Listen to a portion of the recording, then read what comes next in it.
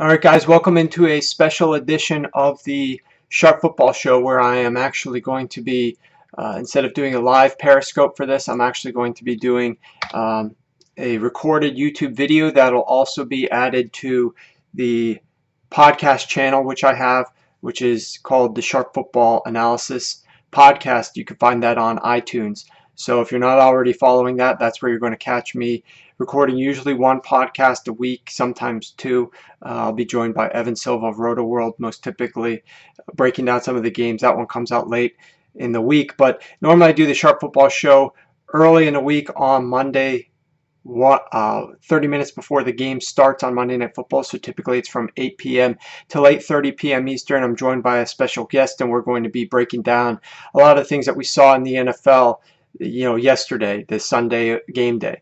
Well, we didn't do it. It was Halloween this past Monday, so I decided not to do it this week. And instead, what we're doing is we're recording a very special edition of this, which is actually going to be part of the Whiteboard Wednesday series, which I do. And this one is actually going to coincide with an article that I wrote about this very subject matter. And that is looking at the currently scheduled playoff teams, 4 division winners in each conference, along with the 2 wild cards. So we've got 6 per conference, 12 in total. Who are the currently and forecasted teams to make the playoffs right now? And what are the biggest warts that these teams have? What, over the last half of the season, must these teams fix in order to, number one, ensure that they make the playoffs, and number 2, have success when they're there? So we'll be going over that and also talking a little bit about some of the strength of schedule. So this kind of runs in parallel with the article, which has embedded graphics and data from Sharp Football Stats, which you can find on my blog, which is at sharpfootballanalysis.com. There's a blog section. You'll be able to read this entire article there. I'm going to be giving you a little bit of a high-level summary on this particular recording here. So let's just dive right into it here. We're going to start in the NFC. Let's break down the 4 division winners as well as the couple of wild card seeds and look at what these teams need to work on. First and foremost, from the NFC East, one of the most talked about teams in the NFL this year, the Dallas Cowboys. The Dallas Cowboys really need to improve their secondary and pass rush. This is of vital importance because they just lost starters in the secondary, Barry Church and Mo Claiborne. These guys are going to be out multiple weeks. The duration is not determined yet precisely for each one of these guys, but we're here in crunch time headed into the end of the season, and they need these guys in the secondary, so they're going to need to step up their pass rush to help offset the fact that their secondary will be able to be exploited. Why is this so important? Well, the Cowboys have a very good offense, and they have a very good offensive line, a strong ground game. What this means is generally they're going to be ahead. They're going to be leading in games, and it's vital for them to be able to have this pass rush because opponents, most notably, are going to be throwing the ball on them in the second half. And that is proven out so far over the course of the season.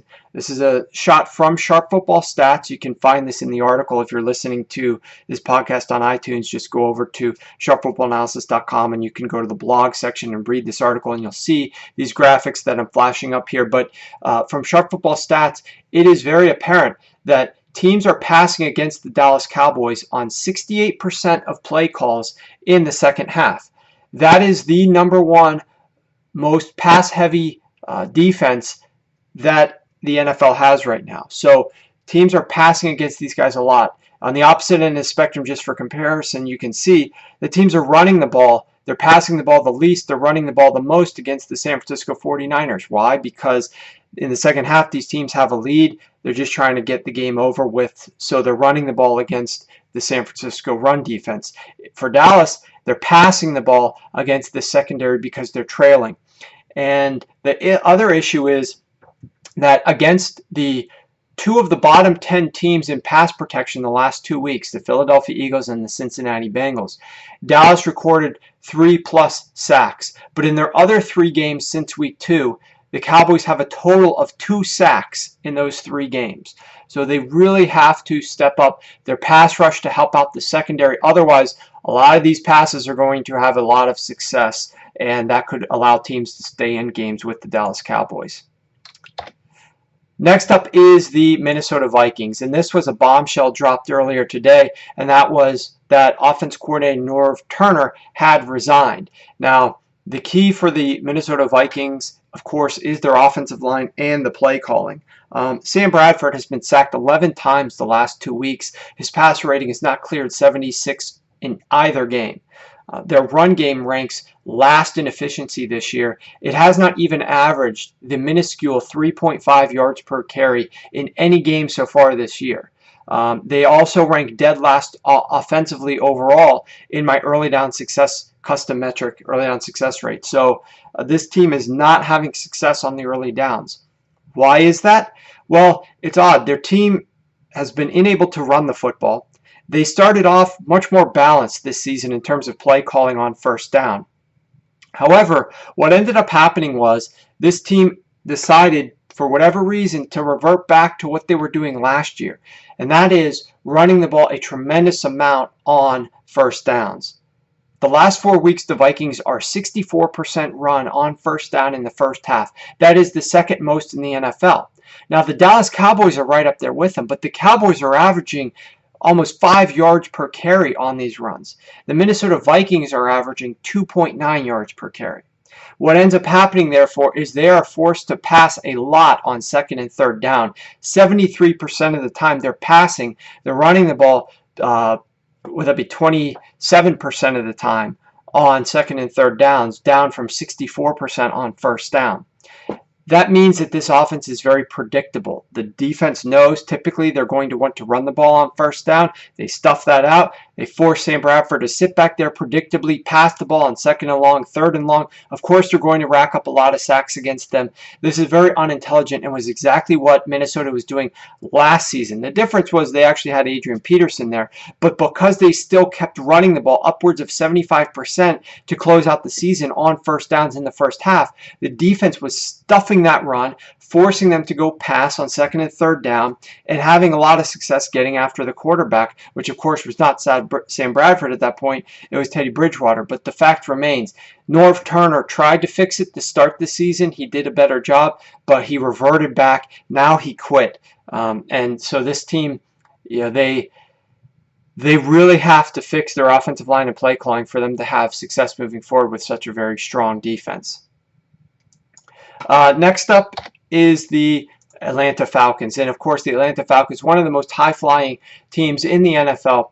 However, they have issues defensively. According to Sharp Football Stats, in context, they have faced the 5th most difficult schedule of opposing defenses so far. Therefore, of course, it's the 5th most difficult schedule of opposing offenses. Therefore, they have been able to struggle. They have struggled a little bit defending those great offenses. But the fact remains, they have to improve. If you look at this graphic here, and I'll flash this up again, this will be in the article if you're catching this in audio format. 54% of opponents' play calls are graded out as successful inside the Atlanta Falcons 40-yard line. So when they're defending their goal from the opponent, they're defending the goal line. The opponent's in the red zone. He's on the 25. He's on the 30. He's on the 35. They have the worst defense in terms of opponent success rate. 54% of the time, that's dead last in the NFL, as you can see here. The best team at defending their side of the field has been the Philadelphia Eagles, which ranks down here at number 1 with a 37% opponent success rate. Atlanta's up here at 54%. So that's obviously very bad. They need to improve. Fortunately for the Atlanta Falcons, they do face the 4th easiest slate of opposing offenses, so their defense will have a nice bounce back after facing the 5th most difficult schedule of opposing offenses to start the year. Next up, we've got the NFC West, the last division that we'll tackle here before moving to the wildcard teams. We look at the Seattle Seahawks likely to win this division, and they have a decent record. They've only lost 2 games in 7 that they've played so far. But the big issue for the Seattle Seahawks is the protection of Russell Wilson. The protection of Russell Wilson faltered earlier this year. It actually got him injured several different times. He has a knee, he has an ankle, he now has a throwing on his throwing arm. His pectoral muscle was strained when he took a hit. So this offensive line has gotten him beat up tremendously, and that's the thing that they need to improve the most. The reason why is this. If you look at what they're doing the rest of the season here, you will see that they face a number of very difficult pass rushes. The number 2 pass rush in the Bills this upcoming week. They take a week against the Patriots, whose pass rush is terrible. We'll talk about that in a little bit. They take on the number 1 pass rush of the Eagles, the number 14 of the Bucks, the number 8 of the Panthers, the number 4 of the Packers, and later they take on the number 10 of the Arizona Cardinals.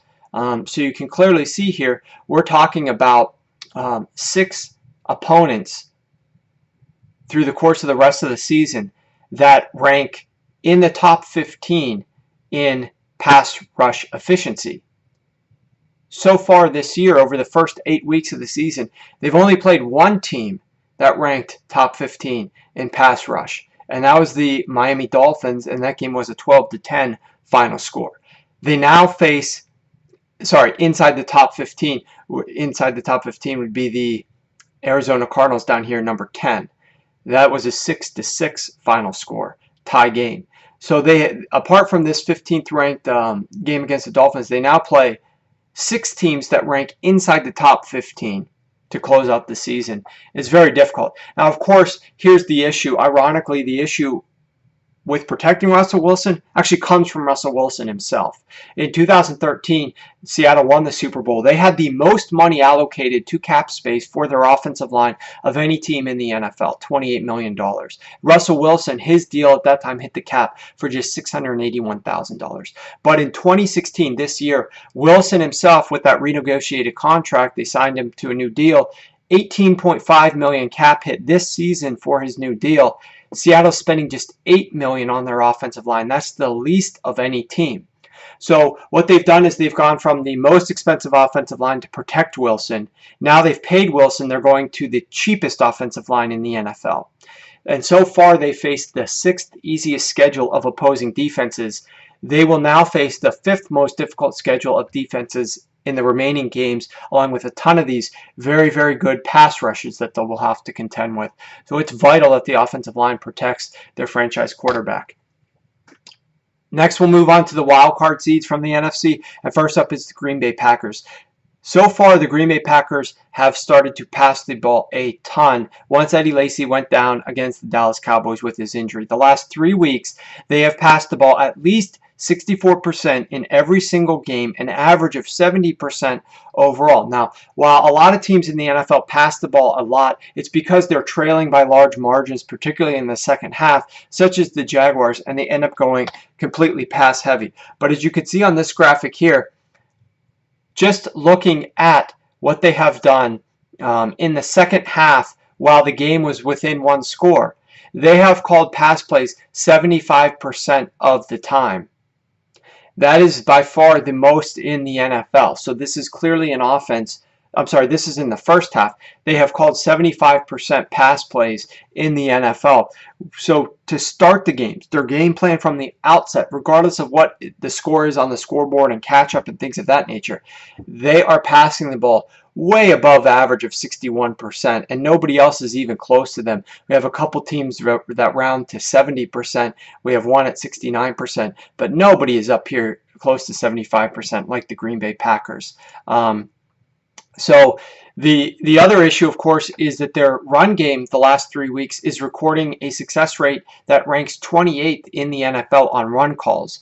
Inside of the opponent's 40-yard line, just 25% of Green Bay's runs have graded out as successful, which you can see right here. These are run plays that are called inside the opponent's 40-yard line and inside the 20-yard line of the opponent, and just 25% of their run calls have graded successfully. That is by far dead last in the NFL, which is strange because they're passing the ball at such a rate that it should make the run game more efficient with the defense playing pass 75% of the time. But in reality, their run game has been absolutely abysmal, particularly in the red zone, where it actually is easier to run the football than it is across most of the rest of the field in terms of successful play calls, with the defense having to spread out to defend all the receivers.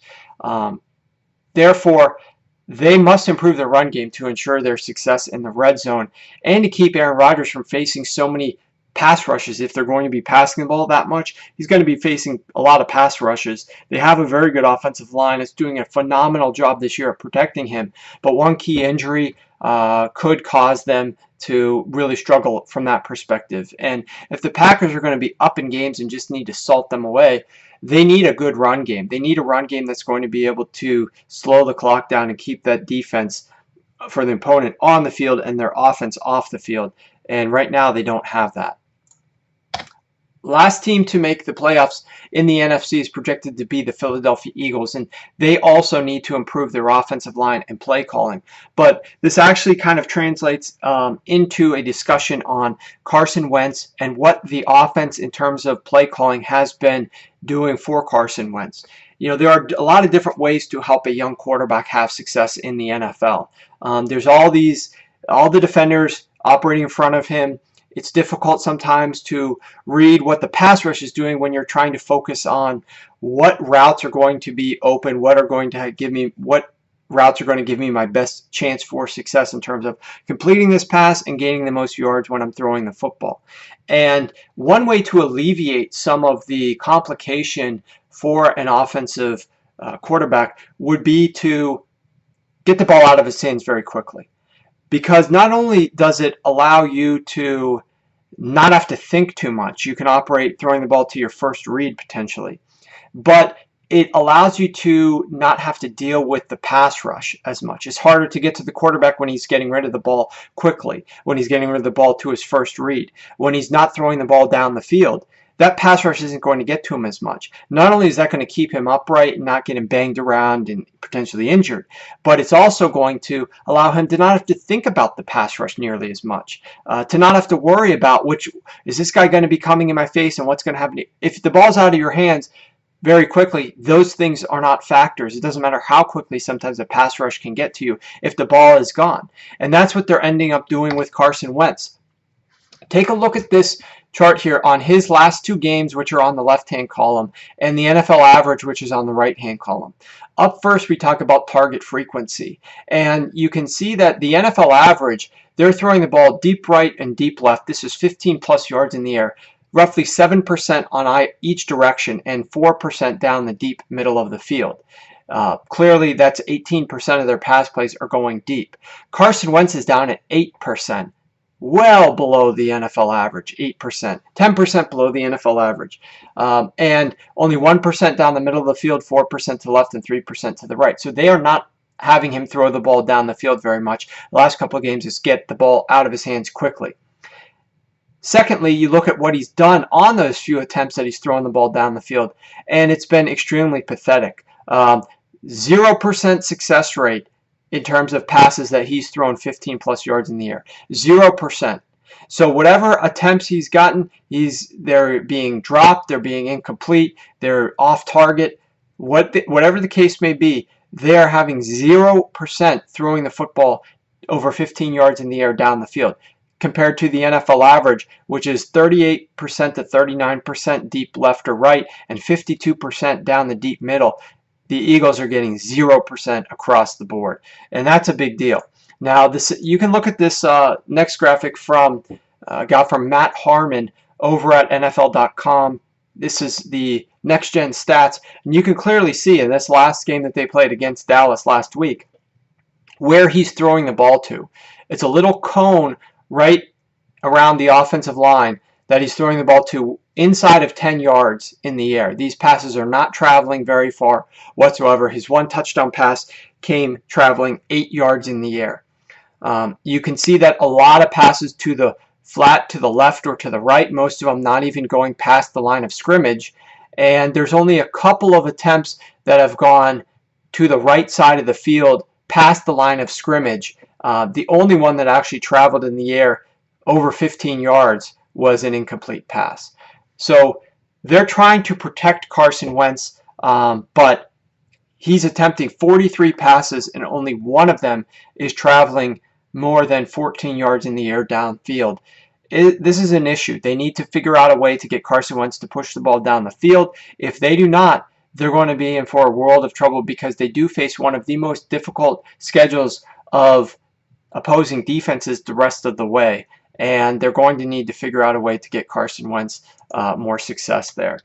Let's flip over to the AFC, and we'll start in the East, and we'll talk about the New England Patriots. And surprisingly, the key with the New England Patriots is their pass rush. Their pass rush currently ranks 31st in the NFL. Now, we know that they got rid of Collins.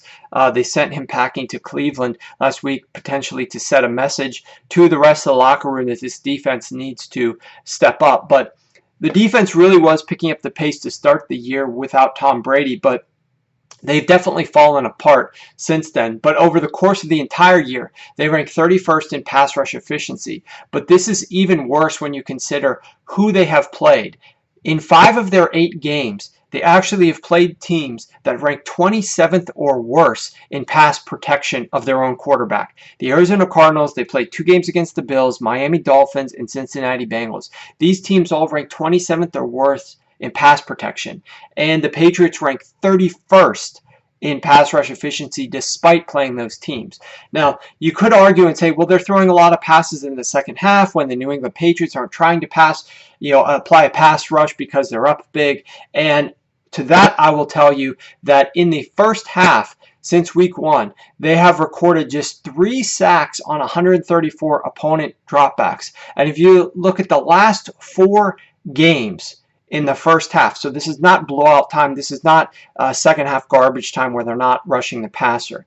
We're talking the first half of the 4 games with Tom Brady in there. They played Tyrod Taylor, the backup quarterback of Landry Jones, Andy Dalton behind a terrible offensive line, and the combination of Cody Kessler and Charlie Whitehurst for the Browns. These quarterbacks dropped back to pass 75 times in the first half in those 4 games combined. You know how many sacks the New England Patriots have? 0. So I don't want to hear the argument that they're not rushing the passer late in the game, and that's the reason why their sack rate is low. They are getting no pressure right now on a number of teams that have recorded and given up a lot of pressure so far this year. It's a big issue. They really need to fix that. They really need to improve on that.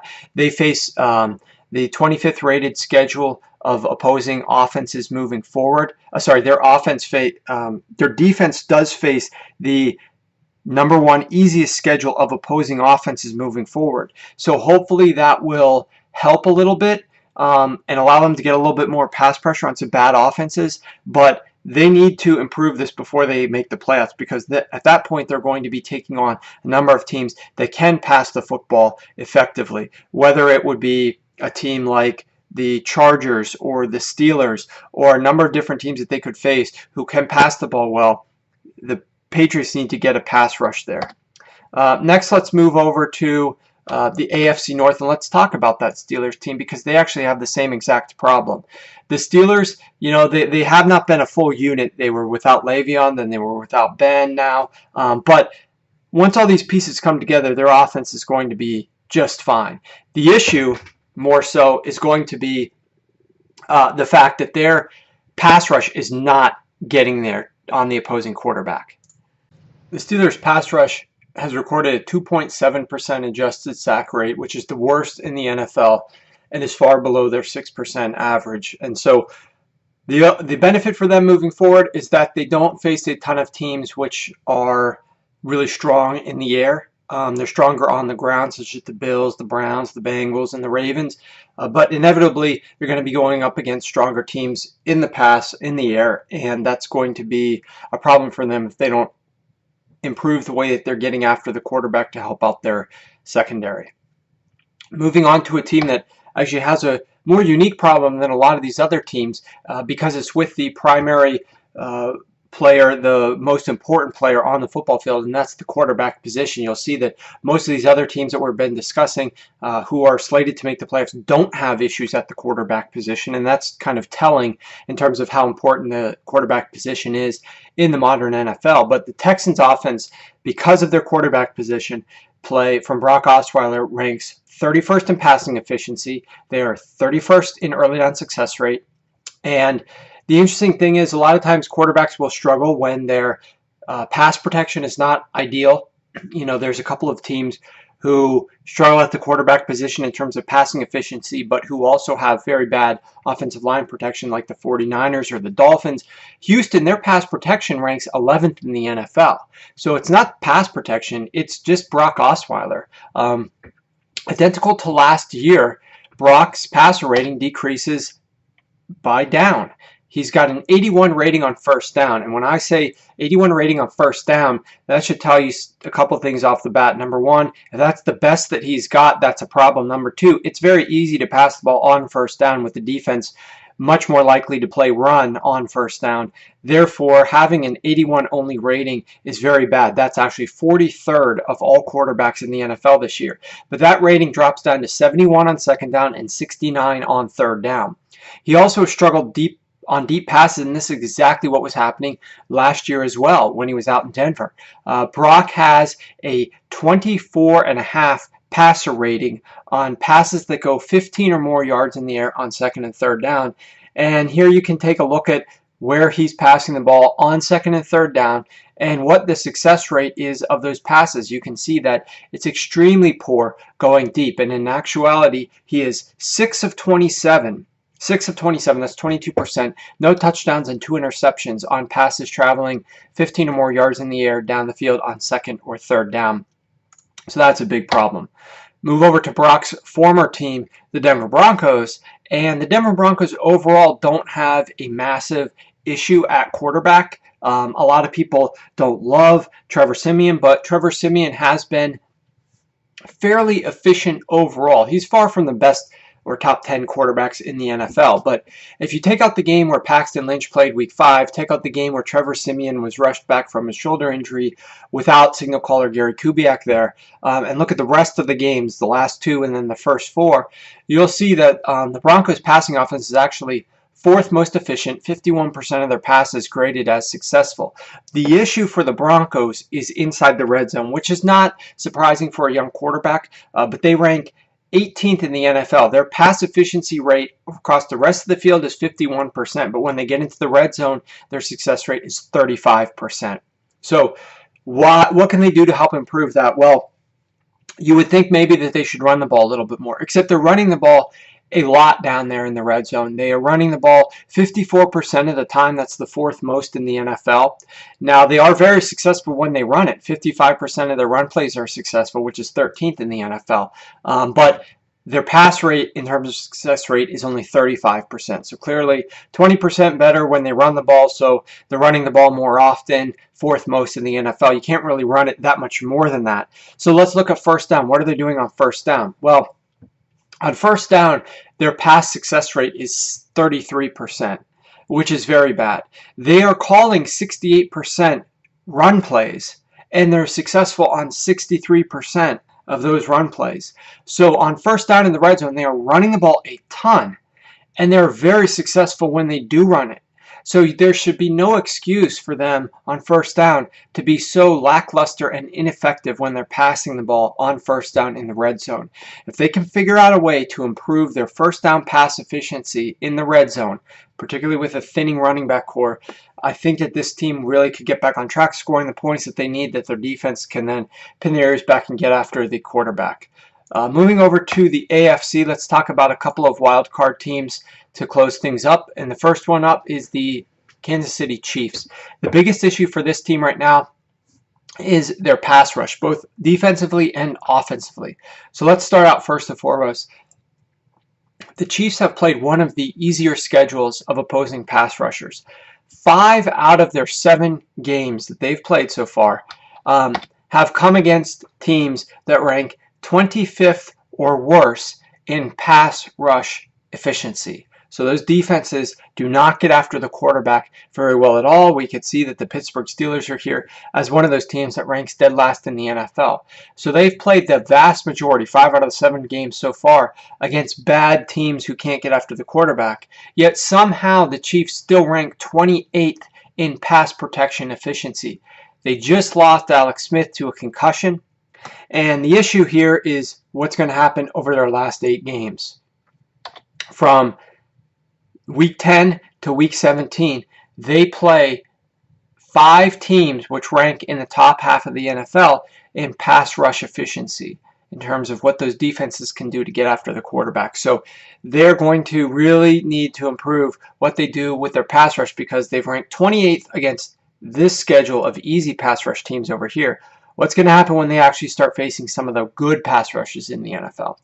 Defensively, they rank 20th in applying pressure to the opposing quarterback, but there is hope in that case. Justin Houston should be cleared to return from injury pretty soon, and that should be able to help out their pass rush.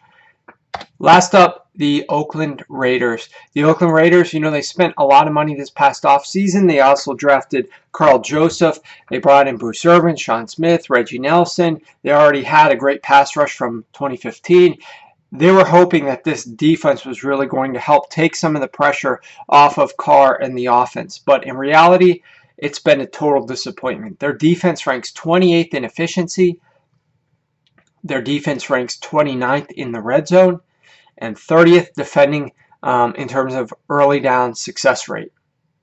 So what are the Chiefs going to have to do? Well, they've played so far year to date 4 teams that rank in the top half of offensive efficiency. After their week 10 bye, and then they play the dead last Houston Texans offense, they will face 4 teams in just 5 weeks with offenses that rank in the top half of the NFL.